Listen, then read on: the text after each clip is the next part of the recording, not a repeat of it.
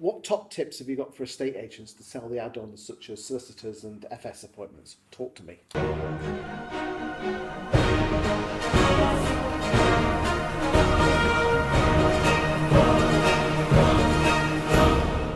Okay, I'm going to change the word first of all to sell. The reason I say that is actually no one likes to be sold to, because by being sold to, it's applying your pushing, and no one likes a pushy person. They don't like to be pushed. It's about helping. So I want to change that word. So I think, how do agents help their clients with regards to mortgages, conveyancing, insurance? And what I notice with agents is they'll start qualifying the buyer, and they'll say to them, what are you looking to spend? 500,000, right? And then they might say cash or mortgage, which is okay. My recommendation is how did you arrive at that figure? Because that will get them talking more. Yes.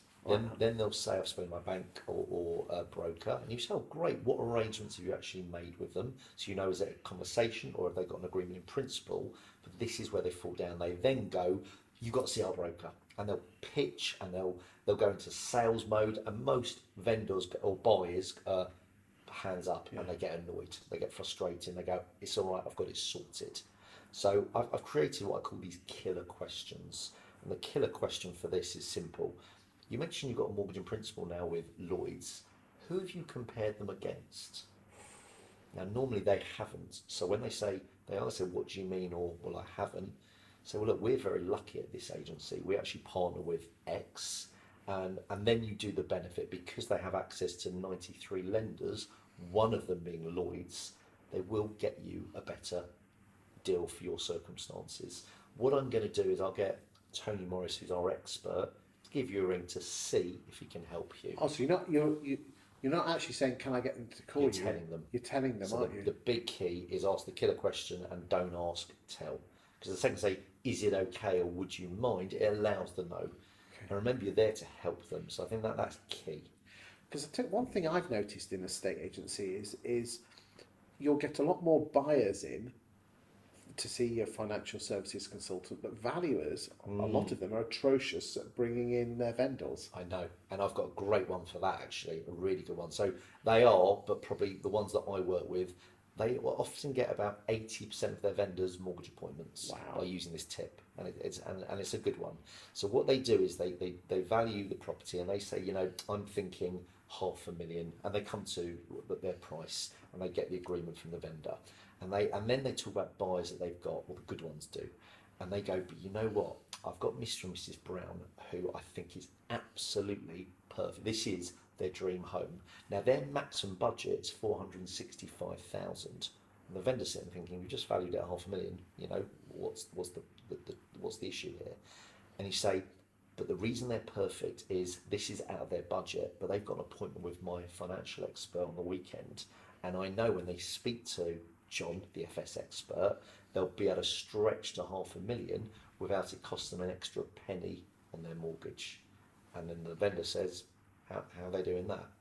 I say, well, our expert's got access to 93 lenders, it's about 10,000 different products. He will be able to find them something very special. And the vendor says, well, I want a piece of that. Yeah, fear of missing out. Absolutely. FOMO is key.